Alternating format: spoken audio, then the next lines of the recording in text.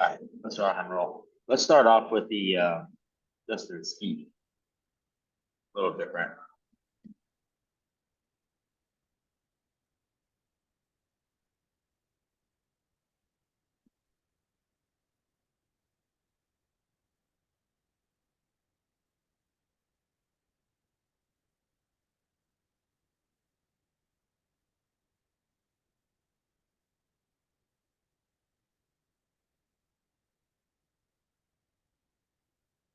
Anything you guys notice? I mean, I think it looks pretty good. I mean, he's staying on his heels. I agree. Overall, pretty dang good. Yeah, I think I would maybe reach a little higher. That would be definitely like my first cue. Is just try to get, just like the rower, we try to get longer in the front, try to get longer here at the top. I kind of leave it up to user preference, whether they want to like tippy toe. Have you guys ever seen that where people actually tippy toe to get as long as they can? I have no issue with it as long as they get like their feet back down fairly quickly. I've also had people that are like feel uncomfortable and they don't have good balance. So I don't have an issue with it, but just at least like get the arm extended. With that being said, as he's going, I'm gonna pause. Let's say you're actually pretty close, but you notice how he tenses the arm up and gains tension instantly before like really throwing the body. That's going to be something that we want to look out for when people are skiing to make sure that they are tense. So that way, when they do start to get the momentum of like their body weight and that like hinge over and like very tiny squat, that no energy is lost. Just like same thing on the rower when people start to drive the legs. Is their torso and core soft or is it rigid?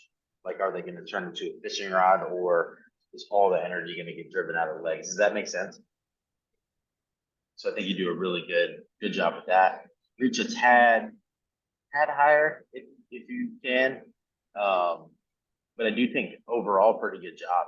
Like you can see, Justin, I think you do really well with getting your mass into it as much as you can and not relying on the arm. Like you're trying to move that thing with your body, not just like upper bodies. When any of you guys ski, do you guys ever have like back stiffness? That happens to you, Justin?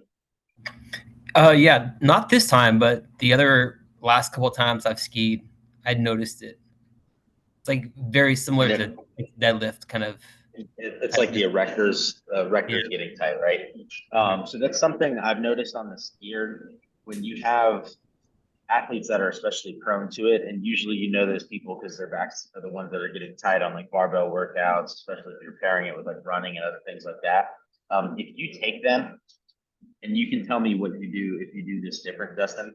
If you move them a little closer and their feet aren't on the edge like this guy over here, little less tension in the back, and the back won't blow up as bad. So if you have athletes that are prone to that tight back, get them a little closer to the screen, as long as they're not going to like hit their head, and that'll help them not blow up. If they're not someone that has that issue at all, then we're going to move them a little further back on purpose because we can just get a little bit longer. But if you're one of those people or know those people, get them as close as they can, being comfortable, and it'll help. It's just changing that lever distance, basically, from your low back to the ski. What were you going to say?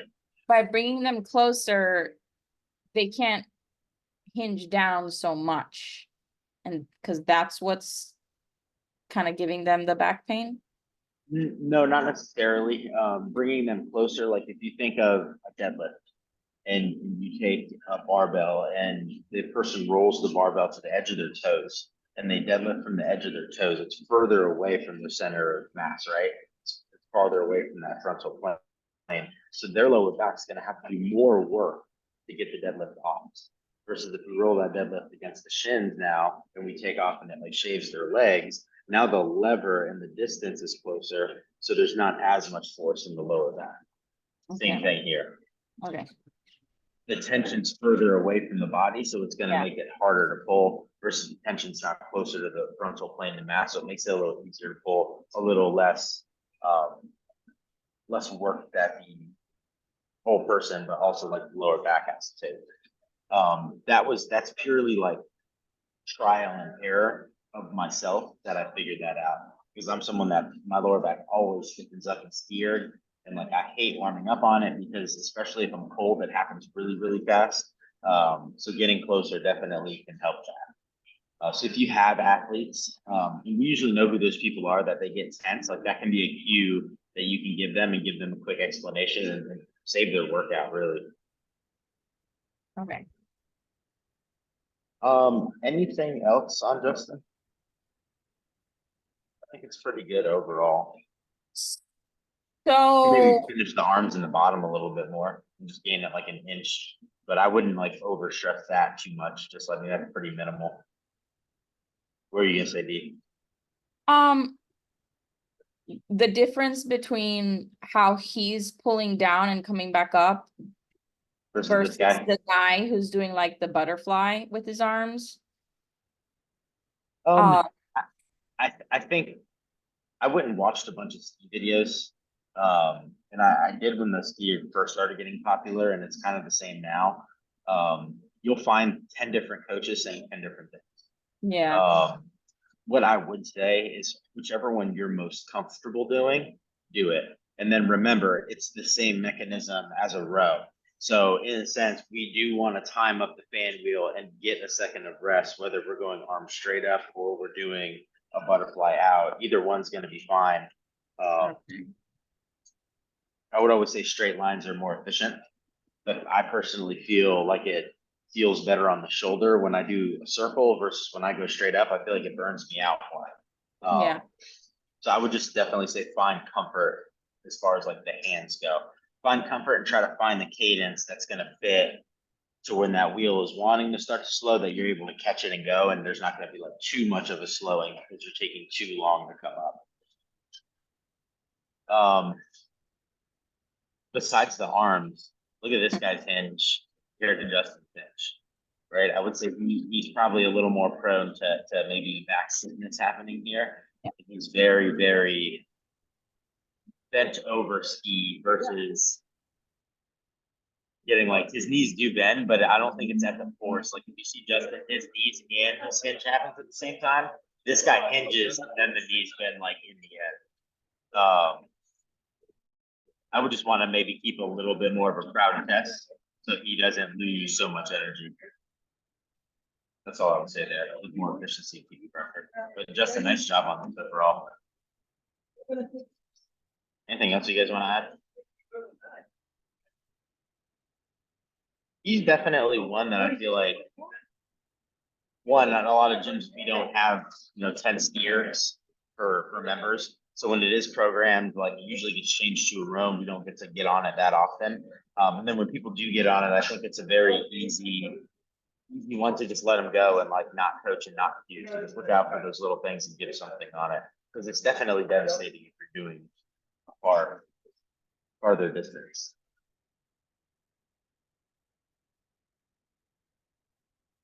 All right, really like this one too, Eamon, because it's simple. We're just good old fashioned front squatting here. Sometimes I feel like the simplest movements coaches have the hardest time like dissecting. Versus like the snatch and the clean has so many things that can go wrong. It's easier to find stuff sometimes.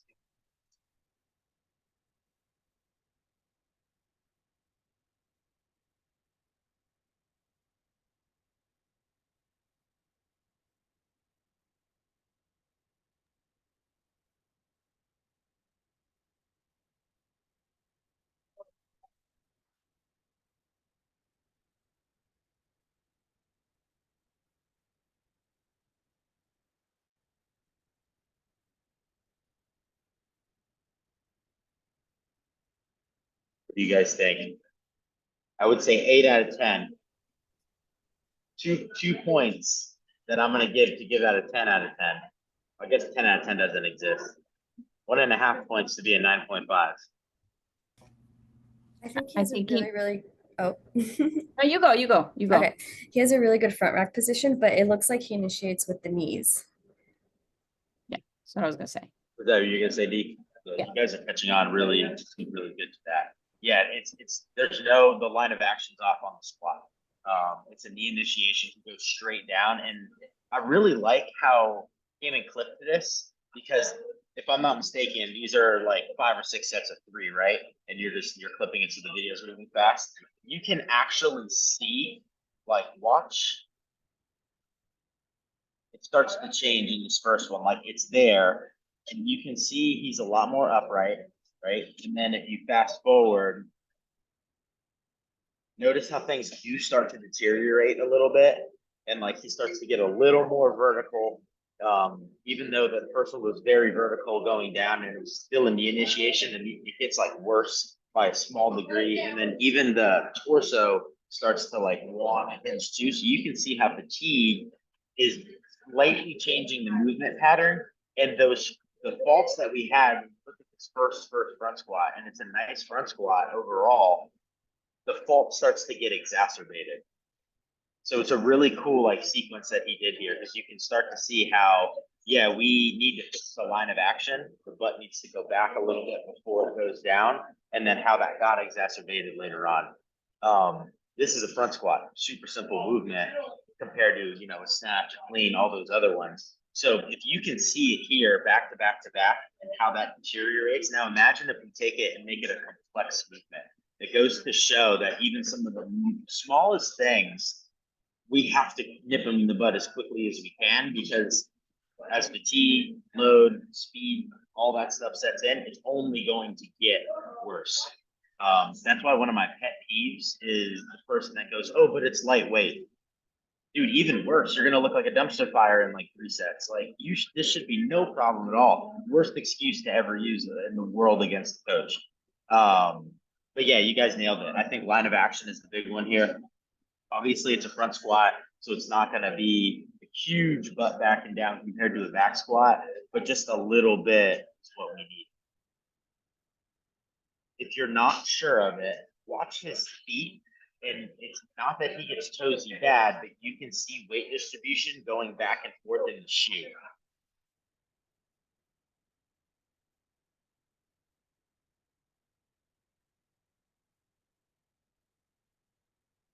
That goes a little bit into the toes, like when the movement actually starts, and it's very slight. Like all it is I would say the pressures of his foot. It's not so bad where his heel's like coming way off the ground. That's going to be a side effect to the line of action where that butt goes back and down. Yeah, Kevin, overall, like you definitely have great squat mechanics, mobility looks great. I do really like the front rack, like Lisa pointed out. One, because it's hard to see your elbows all the way through, but it looks like you keep them up well, and I really like it because you don't have a full depth grip on the bar, but you have a very strong position. Like if you're going into a squat clean, I like that your fingers are on. That's only going to benefit you more. Even though that's not a point of performance, guys, get people there, because it's going to help them when we do start to go into squat cleans and things like that. Besides the line of action, what else could you maybe throw him a cue and just make it that much better?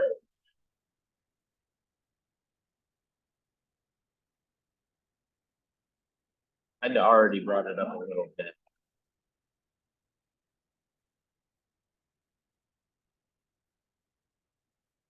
It gets exacerbated as he gets more tired. That was a big one. You mean to stay on his heels? Watch his heel. I think the heels, like, yeah, we can be on more in the heel, but we're gonna have a hard time fixing that and keeping it. So we fix the line of action. That was very last one tells you. Watch this last one. Watch the torso. It's great. It's great. It's great. It's great. It's oh, we gotta fight it. So just really trying to fight and focus on when he's hitting the bottom, leading the way out of that squat, shoulders first.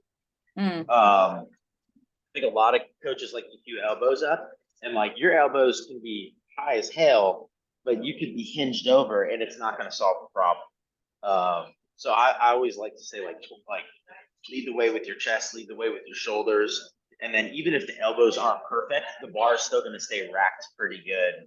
And we won't have any slippage.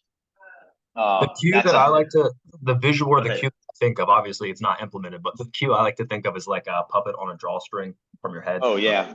Like that. And you're getting pulled perfectly up. Everyone can imagine that. That's a good one. That's definitely a good like imagination cue. I've heard that before somewhere. I like that one. And that's definitely one where, you know, if it's 5 sets of 3 and it's gonna come down to like maybe a triple PR or very, very close to it, you know, that could save a rep. Like, were people gonna fail their front squat? Not because their legs can't stand it up, because their core has failed, they've hinged over too much, and it's no longer in a good rack position, so they're gonna fail. But overall, nice job. Just think butt back a little more when you squat in. Start to like work on that.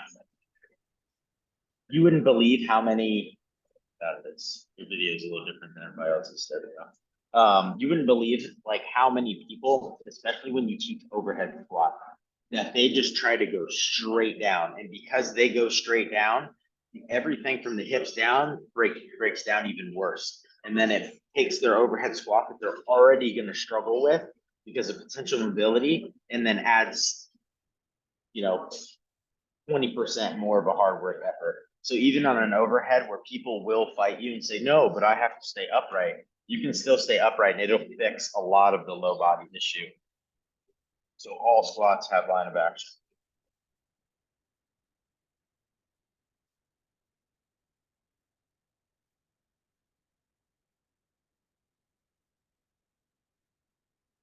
With gears to gymnastics. Let's go rope climb, and then I've got a couple muscle ups I want to look at. We haven't had a rope climb one yet either, so it's good. How many of you guys like teaching rope climb? You like it? I hate it. Rope climb's not fun for me. I'll tell you why I hate it. Because I think just like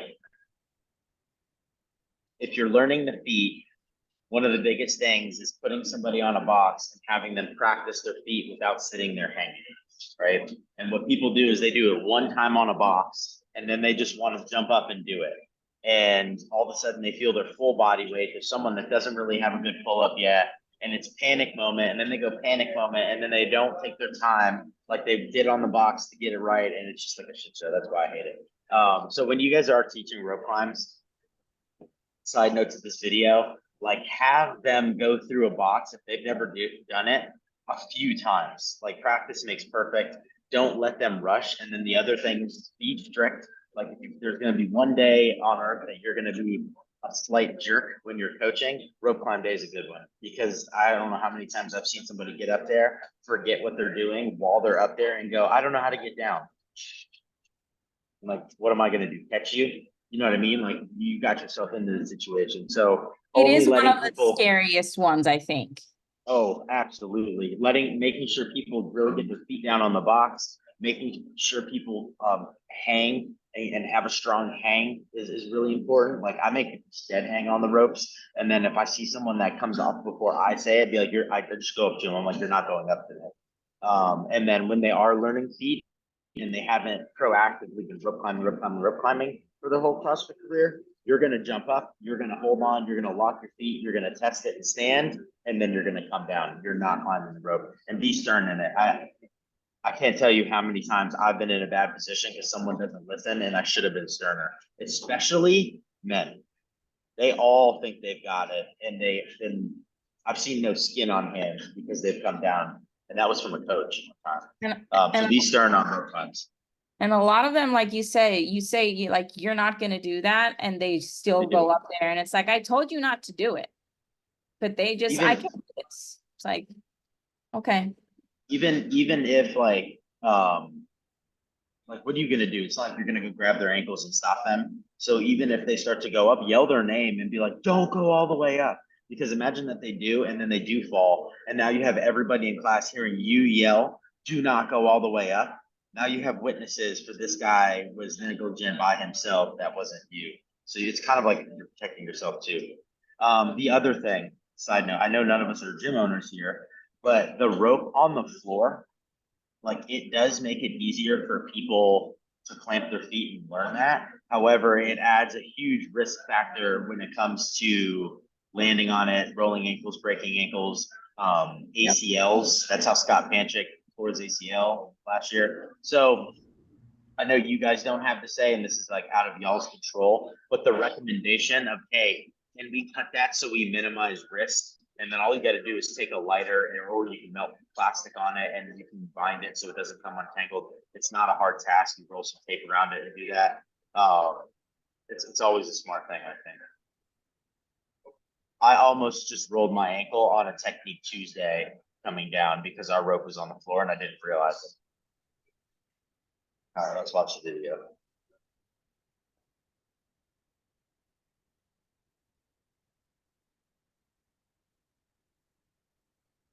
Did we throw 15, Justin?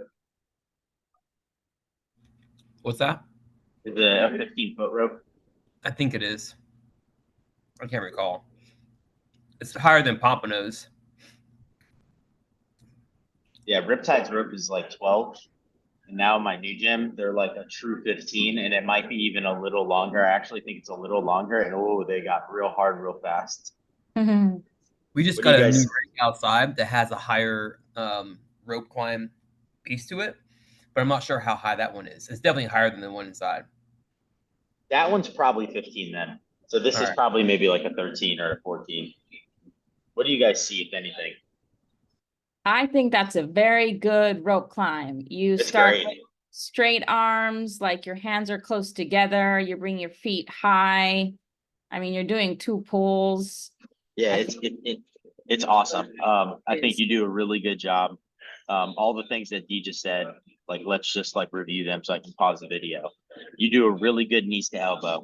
Like rope climbing, if you're very good at it, is a knees to elbow and an air squat. And then beyond that, you're just walking your hands up basically, right? So I think you do a good job getting the knees like up into the chest so you make the most out of that pull. While you're doing that, notice his arms are straight. So he's not in this tensed position. This is so common, and it's like they're doing a static hold the whole time. Imagine like you were gonna start your pull-ups, and at the start of each pull-up, you had to hold here and then go down and go up and hold here. How hard would that be? So why are we doing it on rope climbs? So that's something to watch out for people. But yeah, gets the feet up really high. The locks seem pretty solid, like his feet aren't slipping at all. That's always something to look at. In this region, when you see people walk the hands, look to see if you see sliding. If you see sliding, even someone that knows how to do it, it's worth putting them back on a box and then getting it down, because all of a sudden they'll be like, oh, that's so much better. Because they almost start like inching this little strict rope climb because they are slipping slowly. And yeah, it does it again. And you can tell how hard it is to keep those arms straight. Like Justin has that tendency to want to pull with the one arm. I think you're doing a good job, like trying not to, and it's there a little bit, but it's just to make it that much better. Yeah, so I really don't have a ton more to say on going up. You could just start to work on getting more horizontal to the floor so the feet get even higher. I think with this rope not being 15, it's probably a little short, a little jump, and like you get the feet more like where the elbows are when you lock, which sounds crazy, then you're like in a one pull situation. Yeah, So I that's think something to work on. he can even like jump start it too, instead of just going from there on his toes. Maybe try to jump and reach just so it'll be a little bit of a shorter distance, maybe. I think if you're very comfortable with the jump and like you're getting a good grip, then yeah, you're cutting distance. However, I have seen people start on the floor and they're very good rope climbers. And I think it's just because like they struggle with the jump and grab. Because have you guys ever been like exhausted in a workout and you kind of miss the rope? Like I've literally missed the rope where my hand didn't touch it because it was swaying and you look like an idiot. So like that is a factor that can play in. So if you're comfortable, go for the jump. If you're not, what he's doing here is just fine. I would just work to trying to get a little more horizontal with the torso. So you guys can picture what I mean there. That would be my takeaway for Justin going up. And then on the way down, the very slow inch, and that's where I'm gonna beat him, right? Yeah. The So- rope's on the floor, so I'd be very cautious with this. But the way down, once you eventually get comfortable, you're staying in the position, the feet are staying locked, just open them up more. So your feet are always in place, but the opening lets the rope fly through, and you can kind of, like fireman pole it down. When you fireman pole it though, you cannot be like death gripping, you will burn the skin off your fingers. So you're close, like the rope's running through, your feet are in place. When you start to get close to the floor, I always do it maybe like 2 feet above. I tighten my feet back down, I grab the rope and I stop right before I get there, and then I just hop off. So that's a skill to practice. What I will say is if you're going to practice that, have your high socks on, put your knee sleeves on. I wear 2 different pairs of underwear. I have a pair of underwear that is for rope climbs, and they're like a thicker cotton, and they're long, and they go all the way to my knee. And it's funny, but it's not funny because when I don't wear it, I'm raw from my calf all the way up to my like butt cheek almost. So it gets really bad. So if you are gonna get good at the free fall, you have to protect yourself because you will be one free fall, you're gonna have no skin. So just for a heads up there. Yeah, and don't free fall at the beginning all the way down. Go maybe just like I would stop like 2 inches. here. Yeah, Yeah, like here on the free fall, like I'm a foot and a half, 2 feet above, which is not a scary jump. I just hop off.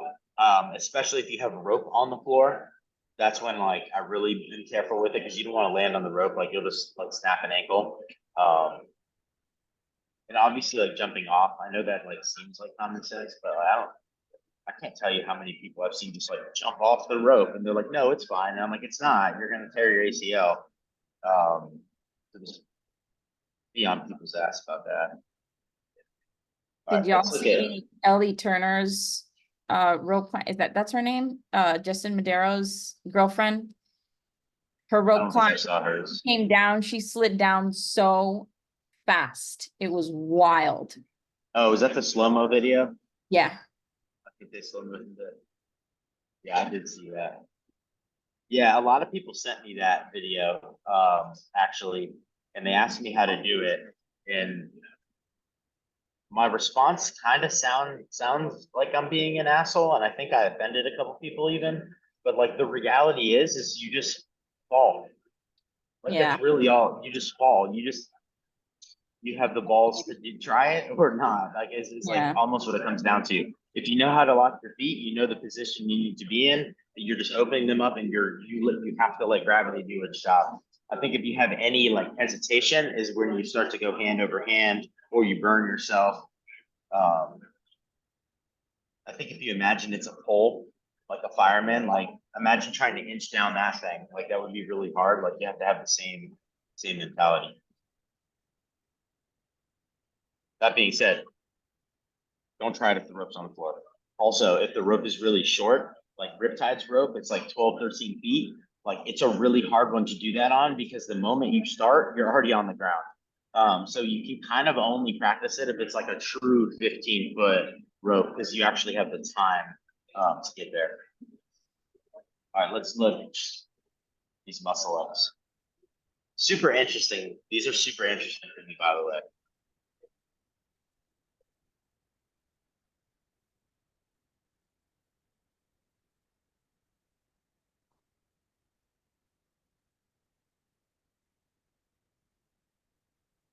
You're just so strong. You're practically almost muscling that up, like literally. It's a portion of it. There's a portion of the muscle up that it's almost like she does. Like right, that one you can see well. That one was another one you can see well. That's why they're so interesting to me because you look at this and you're like, I've got nothing to say of the arch. I've got nothing to say of the hollow. The positions are phenomenal. It's like drag it. Like that looks like a Superman on the floor. She's even got the palms forward, so that's going to help keep tension in through the shoulders and through the body.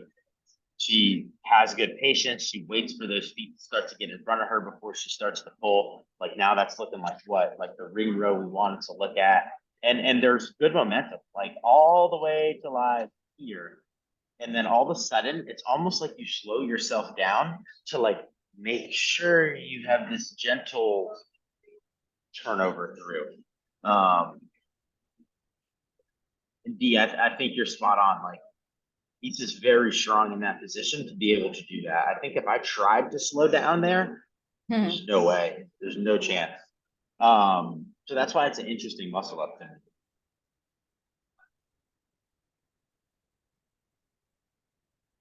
Pretty good overall. Like really nice stuff happening. What can we cue here? She's still an athlete in class. We need to give her something. I don't know. I think maybe just her being more aggressive in the turnaround, or like For sure.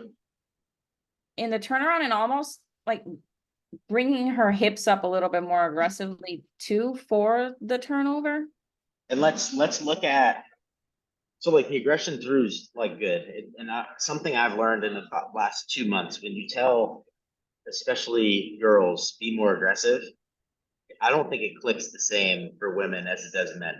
Men are like, okay, I'll run my head through a wall. Like I get it. And girls are just kind of like, they don't, the feminine touch is there a lot more, and the Faster aggression. then? I think faster may be a better cue than aggression for girls. I'm just learning that because that cue hasn't worked for me for women and it works for me for men. So maybe faster, but like I want you guys to try to notice a position that you would change.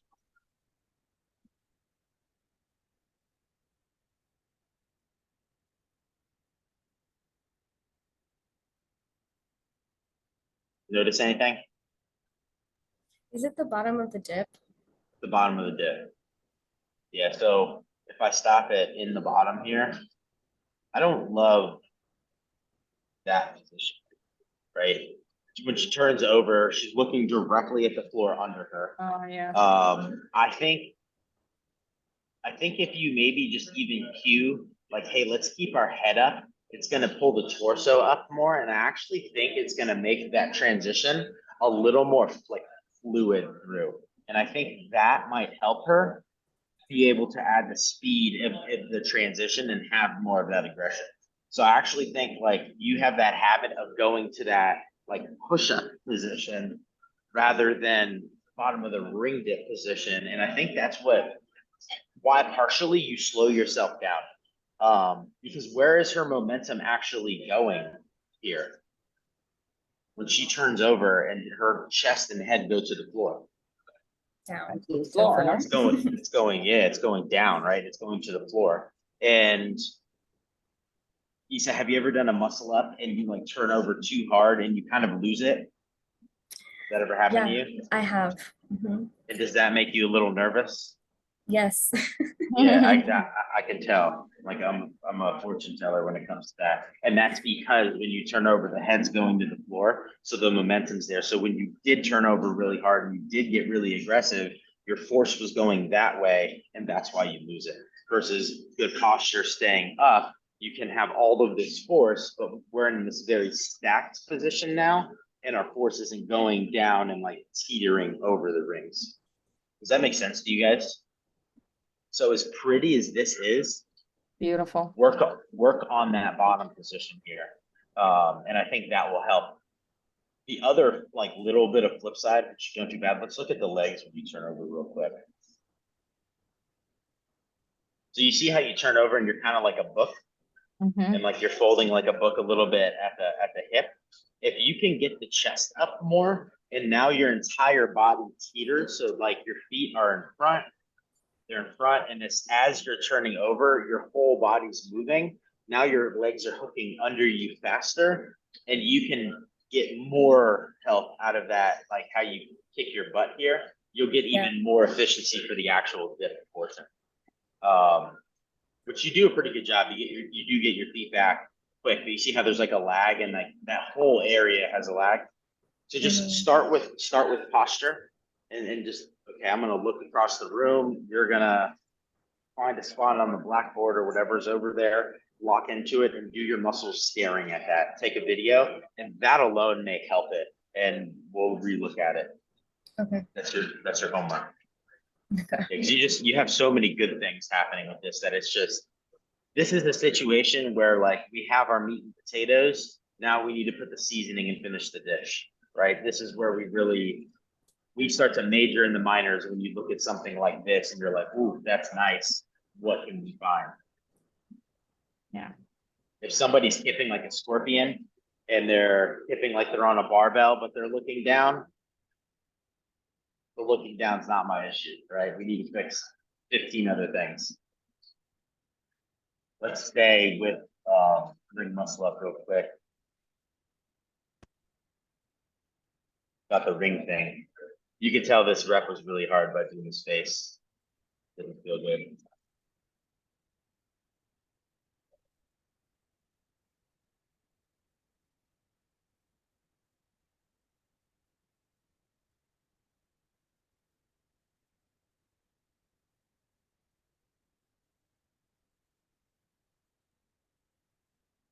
Ouch. Look at the way up and the difference. Like watch her feet. Like obviously it's doing a strict, right? So there's not as much dynamic motion. She's having this spot happen. But like notice when she does turn over, see how her body, her whole body tilts and the legs kind of swing up under her and like behind her. That's what Isa, I want you to do. Can you repeat it? So when she's about to turn over, right? And the feet are in front. And then the moment the chest comes through, her whole body kind of teeters. Yeah. So she goes from here to underneath. That's like how I want you to swing your feet.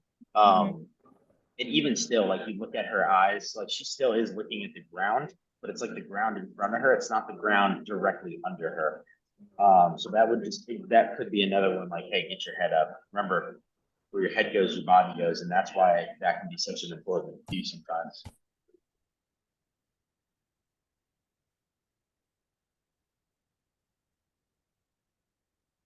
Something else I want to point out, let's imagine she's doing just a ring dip real quick, right? And she's in this top position, and she's in a hollow position, she's pressing down on the rings. She doesn't look like this huge banana, right? Maybe she can squeeze her butt a little more, but that's if anything. She's got like straps up her crotch. She's probably not comfortable. When she goes down, her hips are descending, right? And she's in the bottom of this ring dip here, and the hips have fallen and the chest is even with the ring. And that's going to allow her to transition here, right? And fall out. And it's the same thing coming up. Hips are rising, she transitions, and now hips have to rise in the dip. So when you guys are coaching and doing ring dips, this is a great example of why it's so important to not just say, yeah, but I got the range of motion, and you're doing this like push up and the hips are never ascending and descending. That's why when we do ring dips, our whole body needs to go down and our whole body needs to go up, not just folding over like a book to bend the elbows and bend the shoulder. Does that make sense? The translation to a muscle up isn't going to be there otherwise. And that's why I think you see people turn over on a muscle up and they get it and they try, and they can't get out of the dip.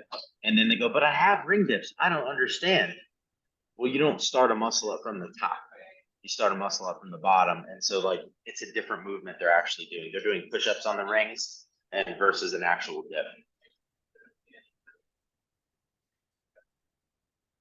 Watch her pull. This is where I would cue her for this, especially.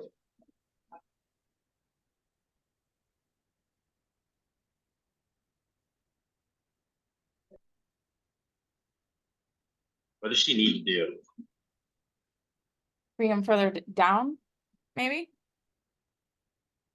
Her hands? Let me watch where they go. Yeah, that could be helpful. Like she turns it over like the logo of the shirt. I think she should probably be just under the logo of the shirt to be the goal. So yes, something else. I think Should that she something else start? will help with that. Should she start like locked out? I don't mind that. Okay. Just because she's definitely like clearly working on gaining strength, especially in the turnover part. And if she does, I don't know if she does or not, but if she does have trouble with false grip, that arm bend is going to be very helpful. So I don't mind that in this circumstance. That's something that we do want to train to for sure later on when she starts like actually getting them. So what did I say about Issa when I stopped her feet when she was in the hollow position? I was like, it looks like what?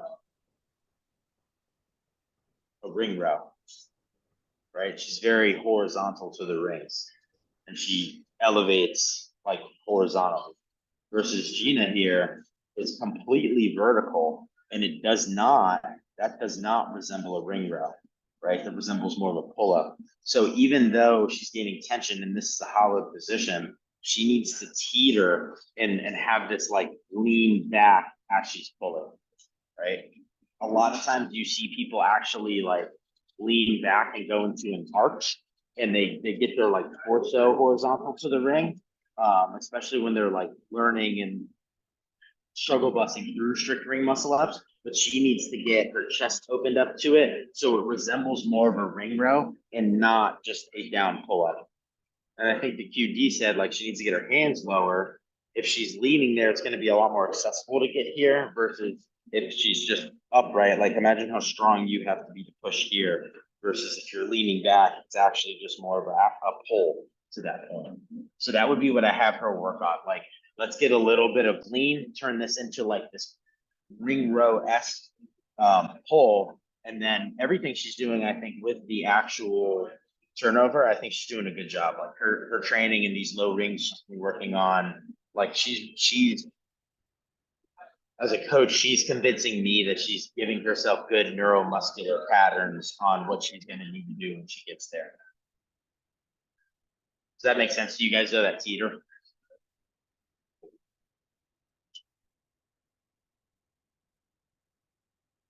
We're moving good today. We're knocking the videos out.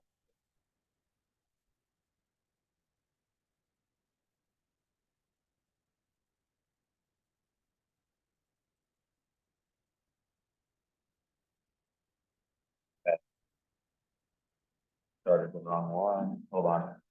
I clicked the wrong video.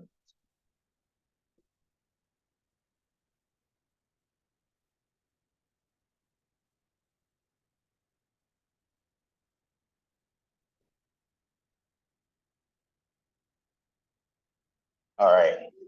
So gonna be like a bar muscle up skill work. I don't quite know what to call it, so I'm just gonna play it and then we'll go from there.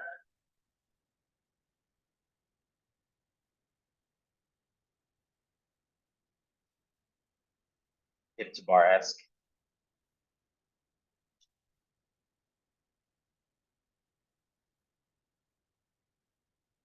What do you guys think? Look how I stressed out think the eyes. at first glance that looks really good. There's a lot of good stuff happening here.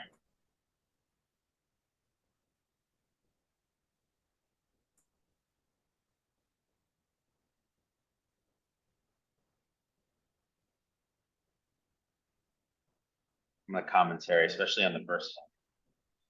So when she jumps up, I think she does a great job at building energy and momentum.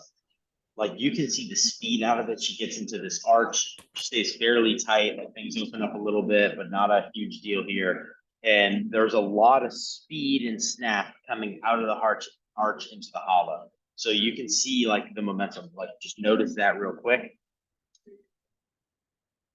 And it's like almost like this movement speeds up when she's getting behind the bar. I think you just took that heat and used that force and speed that you have gained and start to just bend and pull your arms. I think you have the result you have. I think in this video, watch her hips now. You're a little like too focused on, I need to pop my hip and throw it to the bottom. Right. And that might be like partly my fault because it's something I do use, but I think you have so much speed and momentum that you kind of just need to trust yourself. Like, especially like she's hauling ass. If she doesn't pause to pop her hip, what do you think is going to happen? Where's momentum going? in this direction, right? It's like riding that half pipe, that ramp up, but it's almost like she stops and goes, oh, I need to throw my hip at the bar now. And you see it even like it bounces her off. When you do these again, don't change a thing, D. Get your momentum, get your speed, and then I just want you to think I'm gonna pull to my top ab or my belly button. Don't overstress popping your hip like that because I think it's almost like neurologically giving you this like break check real quick. Yeah, it made a lot of sense when you said, you know, abs to the bar rather than my hips to the bar, you know, after I sent you this and you told me.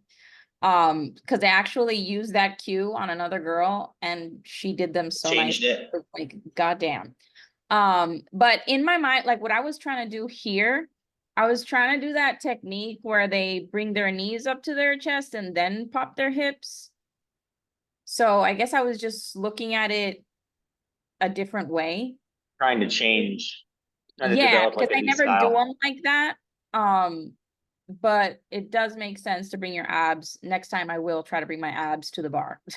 So I do like a little like pseudo one like that. I only like really emphasize it when I'm about to start failing muscle ups. So it's like my back pocket go-to. Just because like the way it kind of yanks me when I do it, I don't feel safe on the bar. I feel like I'm gonna throw myself off because I think I generate a little bit too much.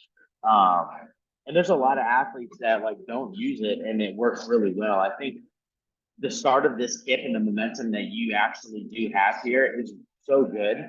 I don't know that you maybe even need it. Like you have so much force going up. Just ride that train. The conversation that we had, and it was like a decision I made kind of like in my head during the conversation. Because we hear hips to bar, hips to ring, hips to this, hips to that. And I'm gonna be super honest. I think hips to anything is a bad thing. Because what do you do to bring your hips to something? You throw your hip and you hip thrust in that direction. If we're talking a barbell, now we're smacking the barbell and we're changing the trajectory of our path. So bad thing. Our hips do need to go to the bar, but it's really not a hip to bar. It's a bar to hip, and then it goes through, right? I would say it's the same thing in gymnastics. I think, and I kind of noticed this with Elise. She's thinking hip to bar, hip to bar, hip to bar. And so what's she doing? It's just like that video where Gianna's like pausing and throwing her hip to bar. When in reality, do I need to turn my muscle up over with my hips level with the bar? No. And if I did turn my muscle up over with my hips level with the bar, it's no longer a bar muscle up. It's a back uprise, and it doesn't count because I didn't even have to pass through a portion of the dip, because if my hips are at the bar, where do your arms end? Right around your hips, right? So it's not even the same movement. It's like this accidental training is happening for a back uprise rather than a bar muscle. So I changed the verbiage to let's go ab to bar. And I think specifically if you think belly button, that's probably a pretty good spot to think of. So if you're thinking hip to bar and you're kind of like my position's just not there, I don't know how I'm ever going to get over this thing. Change your thought process to the abs. Because if you think of the point where your abs are at the bar, especially the belly button, your hips are still under the bar. They didn't need to get that high. And then what's the bar muscle up turnover? Easy day. It's all soft material in there. At least it is for me, right? You can turn that over easy and do the dip out, right? There's no rib in the way. So change that thinking up. And even when you're doing, like change the verbiage to ab to bar rather than hip to bar. And I think it definitely, I think clicks and changes the position a little bit too. And we're not so worried about a hip thrust anymore. We're more worried about momentum and like tension, which is what we want. Sometimes talking things through and like figuring out, like talking things through in like if something's complex, I would say, and we're not getting it. Can you see my whole screen, by the way? Oh, that's what I keep doing. I think sometimes like you'll have light bulb moments and your athletes will have light bulb moments. And even though it feels like you're not getting anywhere in dialect, like it can be helpful. Cause like that's how I figured out, I think abs to bar is a better cue than hip to bar, was just be super frustrated about the way this was feeling and we were just going back and forth. Change it up, let's look at a snatch.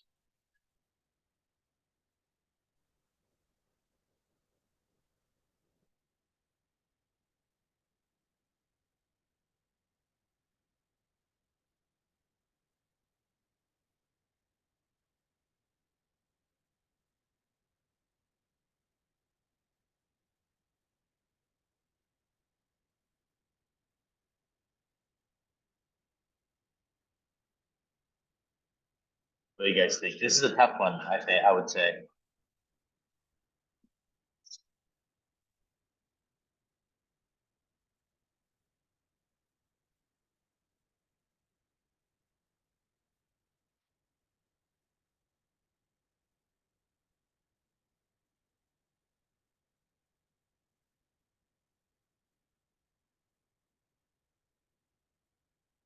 What you guys got?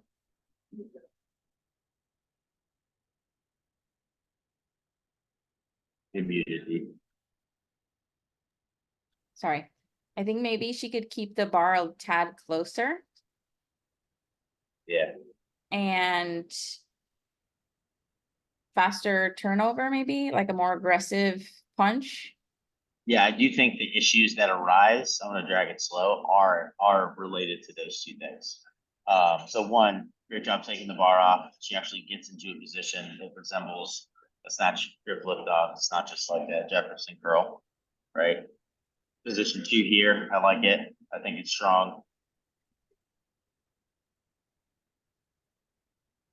Finishing the second pull. I wanted to pause this for you guys. Awesome. Exactly what we want, right? She doesn't just stand up tall like a deadlift. She scoops like under in that second pull and then goes straight up, right? And that's a good example. Like her shoulders are behind the bar, but if that scoop doesn't happen and her shoulders are going in that direction, then that means the hips go forward too much. So if someone's just standing up, it can smack the bar out. This is a hard one to teach. This is definitely one like you're probably buying a one-on-one session with me because we're gonna really need to like go through this. Like I don't really know that you're gonna have to put time in class always. But really, really good job. And then the hips basically uppercut the bar up. That gap there. Like her body's moving down and around, so I think it's a good job. But notice how like it goes from there to the bar has to go way back here to get into place. I think that's what he's seeing. So I think with her pull, her skill of like that transition's not bad. I just think she needs to imagine like that tension that if I was standing in front of her and I had the bar and I was going to try to pull the bar away from her, it's not just get the shoulders back and down. It's like we also have to have this force pulling back into me. I think having that force would take away from that gap. So that would be like the cue I had her do, have her think about on these. And I think that would help a lot of that like balance issues, especially when she was, you guys see what I mean there? I'm gonna play a real speed so you can watch that specific part. It's almost like it's a little tiny rainbow. Mhm.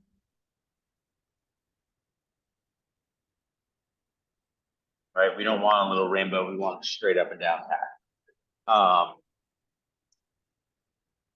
And then I think secondary, like I would have her work that. And then like he said, I think the punch can be more aggressive. So now if you take the tension and she's keeping that bar closer and there's this tension being pushed down into her body, right? And the bar is not out here. If the bar's here, what's the only thing I can do to put it in place? Flick it around to place. Now if the bar is not here, it's here. What can I do to put it in place? Now I can punch. So they kind of go hand in hand with slightly loopy, slightly away from the body, and we need to get more aggressive in the punch. Getting closer is going to help her get more aggressive in that punch. It's no longer a flick, it's a push through. Overall, nice, really nice movement patterns. When she goes to the floor, notice her takeoff. I want to just point something out there.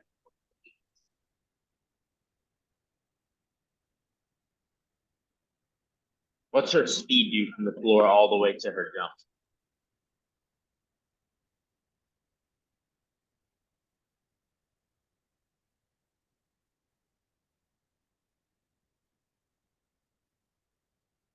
It gets faster, right? She starts off slow, so it goes slow, fast. That's something I think a lot of people need to do a lot more of, is take your time in the takeoff. You're not gaining power. Treat it like you're leaving a parking lot. You're in the parking lot, you're about to turn onto the boulevard, right? That's the speed of your Olympic lifts and how they should go. It should be controlled, good position, not braking position. We clear the knees, we start to accelerate and we go into that jump. So that's something for yourself. If you feel like things are wonky, apply that in. Especially new people, like cue them on your actual voice, make them do it a few times and then be like, okay, hear it, now do it again. That can solve so many issues really, really fast. See you, D. Questions on that? It's pretty straightforward. Don't rush that first pull. We lose the foundation of our house. If the house doesn't have a good foundation, the house is trash. Doesn't matter how nice the kitchen countertops are. We gotta tear it down and redo the foundation.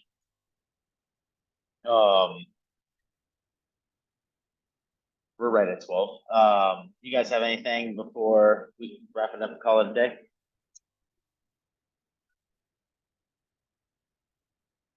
Cool. I'll see you guys next Tuesday. Isa, I think you missed it. We're going to on Tuesdays. I opened it up to the group. Like, if you have anything you want to see, let me know. Shoot me a text and I'll find it. We'll go through it and we'll talk about it. Otherwise, we're going to start to go through the 6 criteria of effective coaching on Tuesdays. So we'll start to go through those. I'll try to find, I'm sure there's a lot of information, articles, videos that I'll post, and we'll go through and talk about that and kind of hopefully take that and we can start implementing it into actual class and actual practice. Other than that, have a good weekend, guys, and I will see y'all later.